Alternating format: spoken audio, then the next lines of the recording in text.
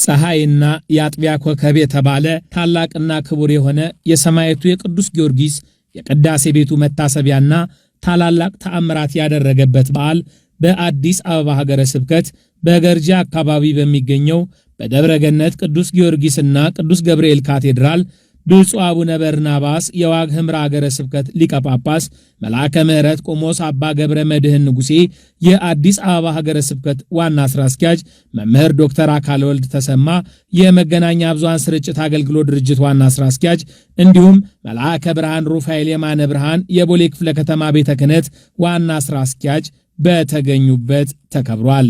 በክብረ በዓሉ ላይ መልአከ ፀሐይ በቀለ ተሰማ የደብሩ አስተዳዳሪ፣ የሀገረ ስብከቱ የሥራ ኃላፊዎች፣ የአድባራት አስተዳዳሪዎች፣ ካህናትና ምዕመናንም ተገኝተዋል። በበዓሉ ያሬዳዊ ዜማ በሊቃውንትና በሰንበት ትምህርት ቤት መዘምራን ቀርቧል። ብፁዕ አቡነ በርናባስ የዋግ ኽምራ ሀገረ ስብከት ሊቀ ጳጳስ ትምህርተ ወንጌል ሰጥተዋል። በትምህርታቸውም ቅዱስ ጊዮርጊስ የጣዖት አምልኮን በመቃወም ፈተና እንደደረሰበት ነገር ግን እንዳሸነፈ ገልጸው ዛሬም ለሀገራችንና ለትውልዱ ፈተና የሆኑትን መለያየት፣ ጥላቻና ዘረኝነትን ማሸነፍ እንደሚገባ አስተምረዋል። ሰማዕቱ ቅዱስ ጊዮርጊስ በነገሥታቱ ፊት ቆመ። ለምስሉ ለጣዖቱ አልሰግድም አለ። ዛሬ በዓለም ላይ ብዙ ጣዖት አለ፣ ብዙ ምስል አለ። አዎ የዘረኝነት ጣዖት ቁሟል፣ የጥላቻ ጣዖት ቁሟል፣ ራስን የመውደድ ብቻ ጣዖት ቁሟል።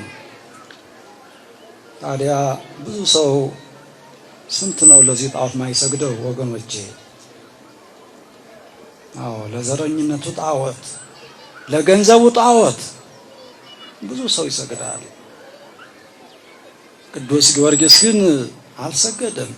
የደብሩ አስተዳዳሪ መልአከ ፀሐይ በቀለ ተሰማ ካቴድራሉ በመንፈሳዊ አገልግሎት የአብነት ትምህርትን በማስፋፋት ይልቁንም ለስብከተ ወንጌል አገልግሎት ትኩረት ሰጥቶ በመስራት ላይ እንደሚገኝ አስታውቀዋል። መልአከ ፀሐይ በቀለ በየዕለቱ በሰርክ ጉባኤ ከሚሰጠው የወንጌል አገልግሎት በተጨማሪ በየሳምንቱ ሐሙስ ጉባኤ ሐዲስ ኪዳን በሚል ተከታታይ ትምህርት ለምዕመናን በመሰጠት ላይ እንደሚገኝ ገልጸዋል።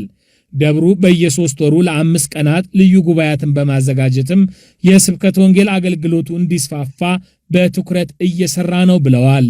በዚሁ ካቴድራል በተለይ በዜማና በቅዳሴ በርካታ ደቀ መዛሙርት እየተማሩ ይገኛሉ። ይልቁንም ቤተክርስቲያን በምድር የተገለጠችበት መሰረታዊ ዓላማዋ የሆነው የወንጌል አገልግሎት በዓመት 4 ጊዜ ወይም በ3 ወር 1 ጊዜ ለ5 ዕለታት ተከታታይ ጉባኤ እናደርጋለን። በየወሩም ደግሞ በየሳምንቱም ሐሙስ ጉባኤ ሐዲስ ኪዳን በሚል ስያሜ በመጋቤ ሐዲስ ኢንጂነር ነቃ ጥበብና በሌሎችም ሊቃውንት በርካታ ምዕመናን የተገኙበት ትምህርተ ወንጌል ይሰጣል። የቦሌ ደብረ ገነት ቅዱስ ጊዮርጊስና ቅዱስ ገብርኤል ካቴድራል ከመንፈሳዊ አገልግሎት ጎን ለጎን ቤተክርስቲያንን በምጣኔ ሀብት ለማሳደግ ይዞታው በሆነው 19.7 ሄክታር ላይ የመሬት አጠቃቀም ማስተር ፕላን አዘጋጅቶ ወደ ልማት መግባቱ ተገልጿል። በባለሙያዎች መዋቅራዊ ፕላኑን በማዘጋጀት መንፈሳዊ፣ ኢኮኖሚያዊ፣ ማህበራዊና ከባቢያዊ ሁኔታን ባካተተ መልኩ አስተሳስሮ ይዞታው እንዲለማ በማድረግ ላይ መሆኑን ነው አስተዳዳሪው የገለጹት።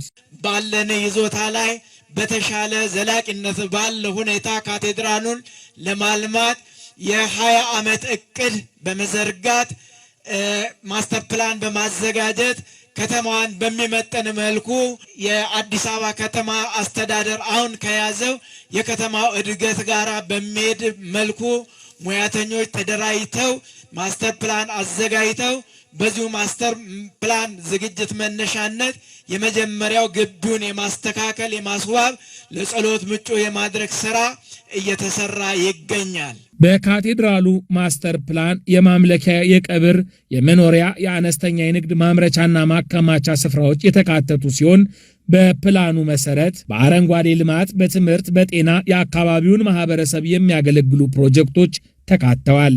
በዚሁም መሰረት የፕሮጀክቱ ቅድሚያ የቤተ ክርስቲያኑን ቅጥረ ግቢ ማጽዳትና በአረንጓዴ እጽዋት እንዲሸፈን በማድረግ ለአምልኮ ምቹ ለማድረግ ምዕመናንና በካቴድራሉ የሚገኙ የሰንበቴ ማኅበራትን በማስተባበር ሥራ ላይ መሆናቸውን ነው አስተዳዳሪው የገለጹት። መልአከ ምሕረት ቆሞስ አባ ገብረ መድኅን ንጉሴ የአዲስ አበባ ሀገረ ስብከት ዋና ሥራ አስኪያጅ ባስተላለፉት መልእክት በካቴድራሉ ያለው ዘመኑን የዋጀ አሰራርና ሰላም የሰፈነበት አመራር እንዲጠናከር ላደረጉት ለካቴድራሉ አስተዳዳሪና ለሥራ ባልደረቦቻቸው በሀገረ ስብከታችን ስም እናመሰግናለን ብለዋል። በዚህ ቦታ መተን ይህንን ቦታ ስናይ እጅግ ወደ ሰፊ ጥበበኛው አስተዋዩ ብዙ የማይናገሩ በብዙ ስራቸው የሚታወቁት መልአከ ፀሐይ አባታችሁ ለኛ ወንድማችን የሥራ ባልደረባችን እሳቸውን ይዛችሁ ይሄንን ግቢ እጅግ አሳምራችኋል፣ አስውባችኋል። የቀሩ የቤት ስራዎችንም እናንተን ይዘው የልማት ኮሚቴውን ይዘው ሰበካ ጉባኤውን ይዘው ቅልብ ያላቸው ሊቃውንትን ካህናትን ይዘው እያስፋፉ እያሰሩ ይገኛሉና በዚህ አጋጣሚ እንደ ሀገረ ስብከት እንዳመሰገናቸው ይፈቀድልኝ። በገርጂ አካባቢ የሚገኘው የቦሌ ደብረገነት ቅዱስ ጊዮርጊስና ቅዱስ ገብርኤል ካቴድራል በ1969 ዓ.ም የተመሰረተ ደብር መሆኑን ያገኘነው ማስረጃ ያመለክታል።